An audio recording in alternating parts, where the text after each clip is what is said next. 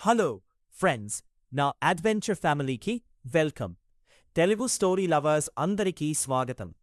ఈరోజు మీకోసం ఒక మైండ్ బ్లోయింగ్ స్టోరీ తెచ్చాను. వీడియో పూర్తిగా చూడండి, ఎక్కడ స్కిప్ చేయొద్దు. కత్త. 2 కుండలు. ఒక ఊళ్ళో ఒక నీళ్లు మోసేవాడు ఉండేవాడు. అతనికి 2 పెద్ద కుండలు ఉండేవి.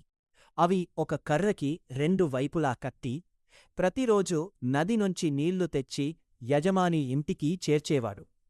ఒక కుండ పర్ఫెక్ట్గా ఉండేది. రోజూ నిండుగా నీళ్లు తెచ్చేది.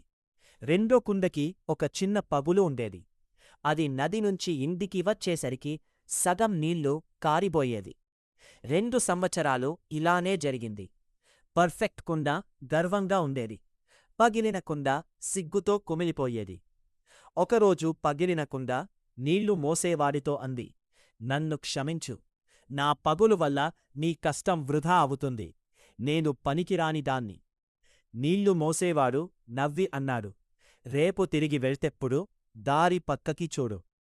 మరుసటి రోజు తిరిగి వెళ్తూ పగిలిన కుండ చూసింది. దారి పక్కన పూలు మొక్కలు పచ్చగా పూలుతో నిండి ఉన్నాయి. పర్ఫెక్ట్ కుండ వైపు మాత్రం ఎండిన భూమి ఉంది.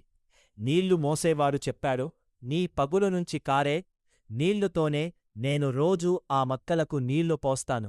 నువ్వు లేకపోతే ఈ పూలు, ఈ అందం ఉండేవి కావు."